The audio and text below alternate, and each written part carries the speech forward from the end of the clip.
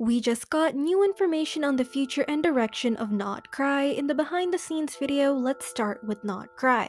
We now have a better understanding on the timeline and some of the most important pieces of lore which I'll be covering in this video. So without wasting any time, let's get right into it. With us having ventured through 6 out of the 7 nations of Teyvat, we are quickly approaching the endgame.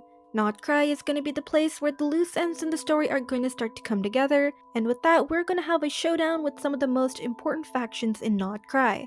The Fatui, the Frostmoon Scions, the Lightkeepers, the Wild Hunt, and the Voynich Guild. Recall the end of Natlan's archonquest, when Mawika tells us about Nod-Krai and there being a primordial power that predates the elements. The devs confirmed that this power is none other than the one that belongs to the ancient moons, and the Frostmoon Scions are the bearers of this power.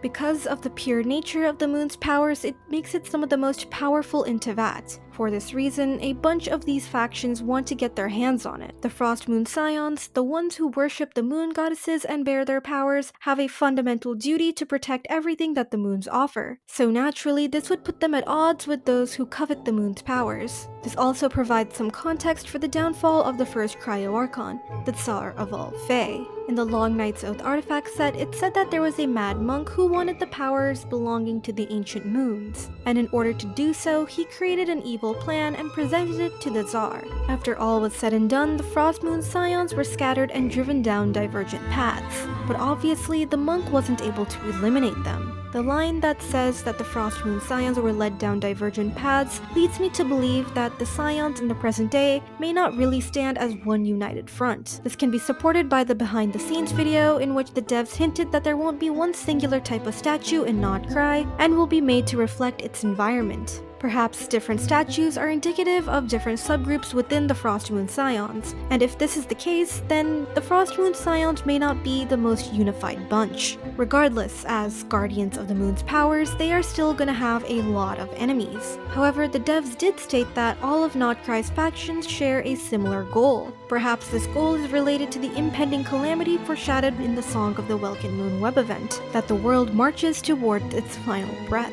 Of course, at the end of the day, everyone has a common enemy, the Abyss. In the case of Nod-Krai, it's the Wild Hunt, and unlike regular attacks by abyssal monsters, the Wild Hunt is also composed of spirits and souls which have been corrupted by the Abyss, and described as a ghostly army. As for the Fatui, this image was released a few days prior to the behind the scenes video. An NPC, Helka, from an event a while ago, stated that the Fatui were bringing in tons of construction materials into Nod-Krai, and now this mushroom-shaped contraption may be the big reveal on what they've been working on. And yes, we will be meeting multiple harbingers in Nod-Krai. Some like Dottore will be directly involved in the story, while others will have their operations more covert. The Voynich Guild is a bit interesting. They are a merchant guild based out of Nasha Town, the main city of Nod-Krai. In this image that they released for the Voynich Guild, which seems to be an image of Nasha Town, it seems starkly different than the rest of Nod-Krai of beautiful moonlit fields and mountains. From this image alone, it seems like Nasha Town is a toxic, smog-filled cyberpunk city contrasting sharply with the natural beauty of Nod-Krai. Descriptions from Liban tell us that Nod-Krai is a place filled with lawlessness and vagrants, and in a place where so many factions are fighting for the moon's powers, and a region that's constantly being attacked by the Abyss, I wouldn't be so surprised to find out that the people of Nasha Town may not be doing too well.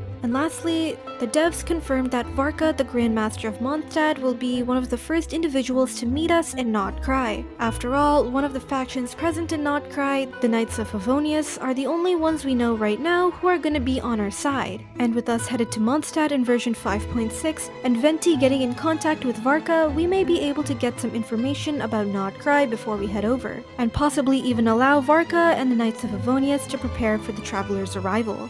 With everything that's going on in Nod-Krai, it's going to be treated as its own nation and start after version 5.8 and last a whole year. With that said, we are still a ways to go before we get there. So let me know your thoughts and theories in the comments and consider subscribing if you enjoyed. Thank you for watching.